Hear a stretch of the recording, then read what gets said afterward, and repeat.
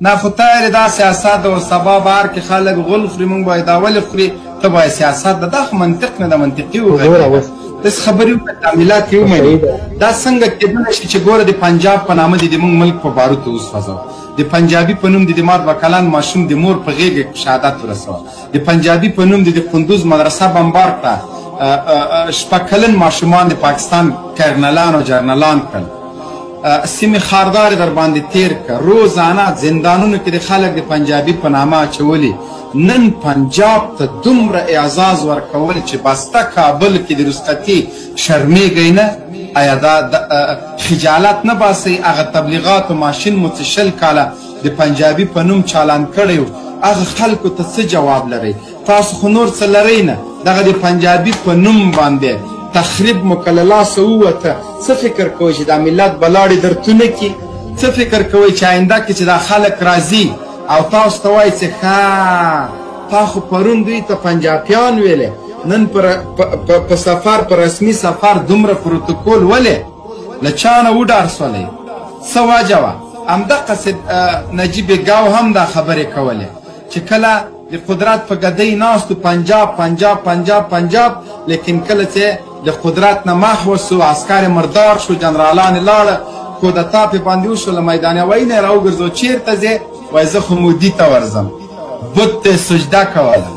نو نن هم هماغه استراتیژي تکراریږي طالب ټکوه ټکوه ټکوه د پنجابي په نوم نن د په ټول کابل کې سبا د رسختۍ اعلان کړی دا په کومه معنا باندې آیا بیا یو ځل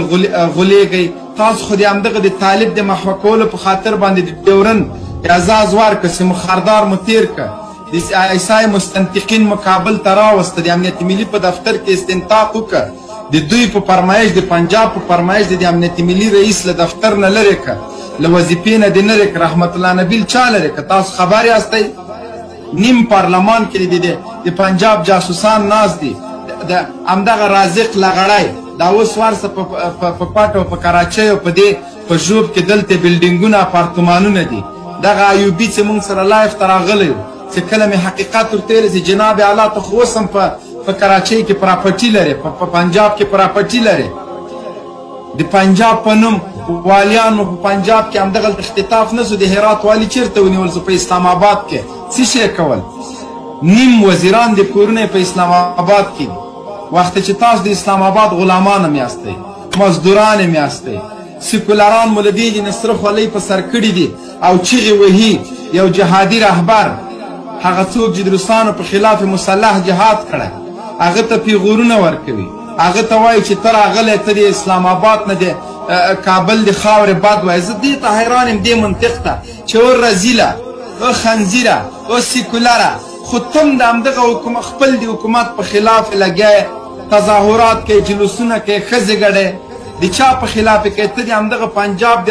پارلمان رسمي غړی د همدغه پنجاب تنخواه اخلي پروټوکول یې درکړی د جلسې ټوله سیکورټي د همدغه پنجاب نیسي له همدغه پنجاب حکومت په خلاف باندې چې هر څه وایي د تا خپل ملک ده لیکن ته لاړلې په کابل کې دی په کابل کې دی پروتوکول د کابل حکومت درکه د انډیا د را په مرسته یې درکه د را جاسوسه دا سرو خلیو باندې ته څوک نشي غلطولی یا پرون هغه نشنلستان سرو خلیو والا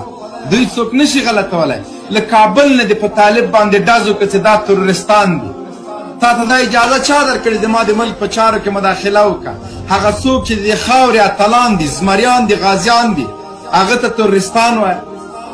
بیا ته فرق د طالبانو وکړه ته ورشه په افغانستان کې حالات وګوره ته چې د پښتون د لر او د بر درواغجنه ناره وهې ورشه په بر کې د څومره پښتانه په زندان کې پراته دي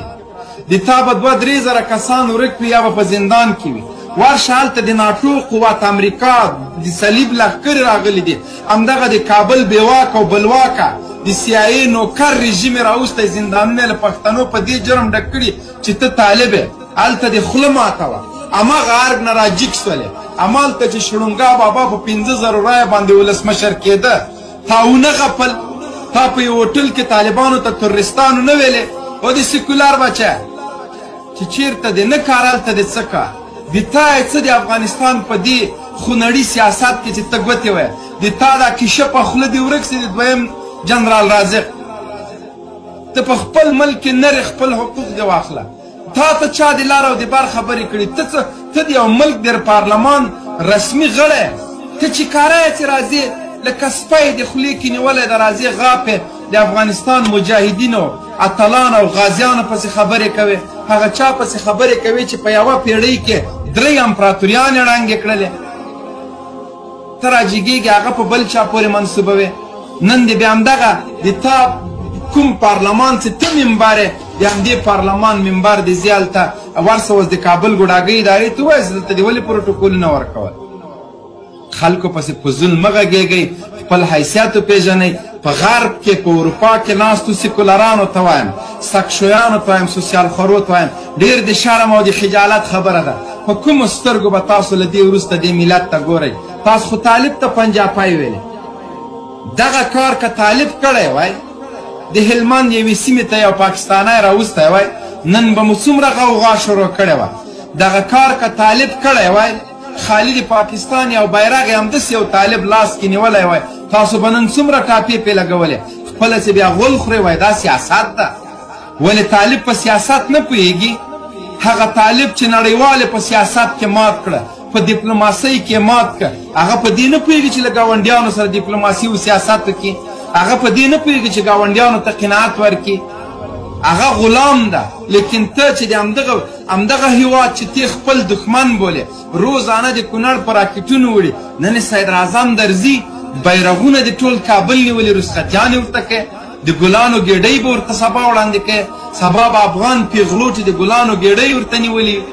ای شرمېدلو، ای رزیلانو، موږ درته وایو چې تاسو جاسوسان یاستئ. جاسوس ده. هغه که د امریکې جاسوسي، که د پنجاب جاسوسي، که د ایران جاسوسي، چې چا د امریکې جاسوسي مردارخوري ته غاړه ویوړه، هغه هر رقم جاسوسي په ځان باندې مني. تر کله پورې؟ نن مو بیا یو بل غټ سری، یو بل دبه سری، یو بل خنزیر، یو بل د روسانو پخوانی ټټو دوستم راجګېږي. هغه بیا څه وایي؟ خبرې هغه بیا دا خبره کوي چې طالبانو په موټر سایکلونو باندې امریکا ماته کړه. خو یا یې په موټر سایکل ماته کړې، یا یې په بایسکل ماته کړې، په هر شی چې ماته کړې ده ماته یې کړله. پرون د همدغه روسانو تر څنګ چې ته ناست وې، د همدې روسانو تر څنګ چې ته ناست وې،